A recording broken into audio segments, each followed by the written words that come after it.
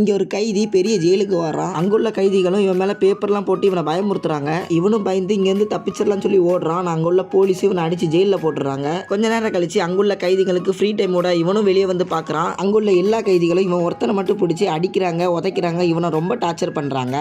இவனும் பயந்துட்டு நான் ஜெயிலுக்குள்ளே போயிடுறேன்னு சொல்லிட்டு ஓடி போய் ஜெயில உட்காந்து பயப்படுறான். அப்புறம் எல்லா கைதிகளும் இருந்து சாப்பிடுறாங்க. அங்குள்ள ஒரு பெரிய டான் கைதி பாத்தீங்கன்னா இவனை போட்டு நல்லா அடிக்கிறாங்க. இவனு கீழே விழுறான். அப்புறம் அந்த டான் இவன் கிட்ட வந்து இவனை அடிக்க வர இவனும் பயந்து கையை நீட்டுறான். அவன் கை கிட்ட ஒரு கொசு வந்து நிக்குது. அந்த கொசுவும் அந்த டானை பயமுறுத்த அந்த டான் அங்கே பயந்து மயக்கம் போட்டு கீழே விழுந்துடுறாரு. அப்புறம் அங்குள்ள எல்லா கைதிகளும் அந்த டானை பார்த்துட்டு இவன் தான் அந்த டானை அடிச்சிட்டான்னு சொல்லி எல்லாரும் இவனை பார்த்து பயப்பட ஆரம்பிக்கிறாங்க. இவன் எங்க போனாலும் எல்லாரும் இவனை பார்த்து பயப்பட ஆரம்பிக்கிறாங்க. அந்த டானை இவனை பார்த்து பயப்பட ஆரம்பிக்கிறாரு. இவனும் அந்த டானை இவனுக்கு அடிமையா வச்சுக்கிறான். அவர் முதுகு மேல ஏறி அவரை மிதிக்க கூட செய்யறான். அப்புறம் அந்த கொசு வச்சு இந்த டானை பயமுறுத்த டப்புன்னு கண்ணை முழிக்கிறான். பார்த்தா எல்லாமே இவனோட கனவு. அந்த கொசு இவன் கை கிட்ட தான் நிக்குது. அந்த டானு கரெக்டா அடிக்க வர இவனும் அந்த கொசு வச்சு அந்த டானை பயமுறுத்த அந்த டானு கண்டுக்காம இவனை அடிச்சு கொண்டுறாரு.